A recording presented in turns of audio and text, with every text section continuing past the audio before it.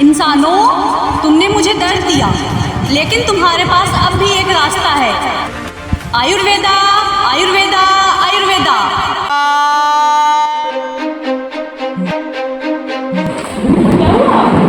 समझा क्या क्या भाई? वहाँ पे सपना तो नहीं, पर ऐसा लग रहा था कि धरती माँ खुद मेरे से बात करना चाह रही है। ऐसा लग रहा था कि वो कुछ हमारे पिता की महत्व को बताना चाह रही है। लेकिन ऐसा देखा क्या तुमने?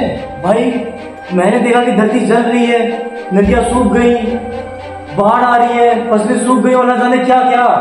अरे ये सपना है कि कोई साईफाई मूवी का ट्रेलर? नहीं आ रही, तुम्हें सच्चाई लग रही है।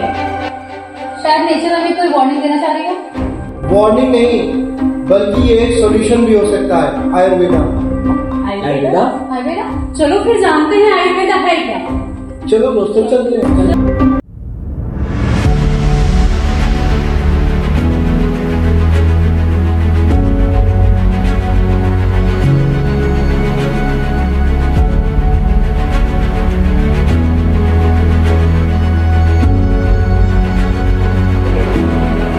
देखो देखो,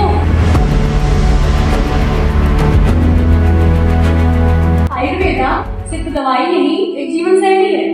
जो कि इंसानों और प्रकृति दोनों के लिए बनाया गया है। मानो एक ही शैली से दोनों का फायदा हो रहा हो। हाँ, मानो आयुर्वेदा सिर्फ एक दवा नहीं, फिलॉसफी है जो कहना चाह रही हो शरीर और प्रकृति दोनों एक ही कहानी के दो पहलू हैं। और बताओ, हम इसे इग्नोर करके अपनी ही प्रॉब्लम बढ़ा रहे थे। तुम भूल रहे हो आर्यन, हर एक प्रॉब्लम का सॉल्यूशन होता है। आओ मैं तुम्हें ऐसी जगह ले जाती हूँ जहाँ पे आयुर्वेद अभी भी सुरक्षित है। चलो चलते हैं। दोस्तों देखो, यही है हर्बल गार्डन जहाँ पे अभी तक आयुर्वेद संरक्षित है। दोस्तों ये है नीम, जो कि एंटी बैक्टीरियल, एंटी फंगल होता है, पॉल्यूशन से बचाता है, एयर प्यूरिफाई करता है, खून की सफाई करता है और भी इसके बहुत सारे फायदे हैं। दोस्तों यह पौधा है हल्की का, जो कि अपचन में बहुत ज्यादा लाभकारी है। सिर्फ इस पौधे के नीचे बैठ जाने से ही आपका अपचन सही होना शुरू हो जाता है। और यही त्रिफला में भी इसका एक भाग होता है, क्योंकि त्रिफला में 3 होते हैं, हरित की, विविध की, अम्ल की। दोस्तों ये है आमला जूस। विटामिन सी भरपूर होने के कारण ये इम्यूनिटी बूस्टर होता है, पाचन तंत्र का सुधारक होता है, बाल तथा त्वचा के लिए लाभदायक होता है और जल संरक्षण भी करता है। दोस्तों यह है गिलोय, जो जल नाशक होता है, मधुमेह में को खत्म करता है और जैसा कि आप लोग जानते हैं यह कोरोना काल में कितना उपयोगी रहा है। दोस्तों ये है अर्जुन फल।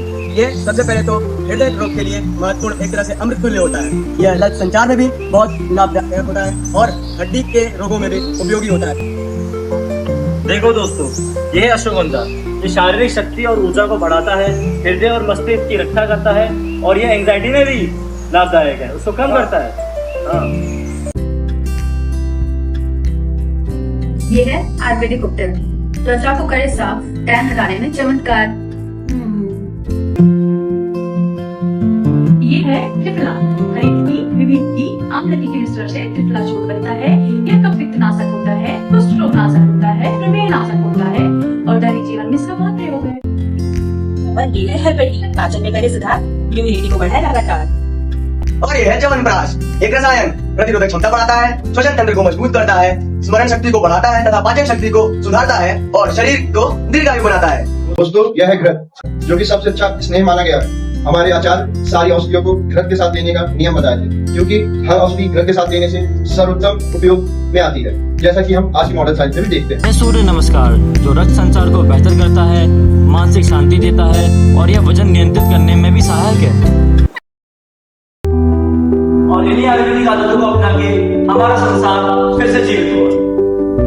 पीपल के लिए Ayurveda means health, harmony and happiness.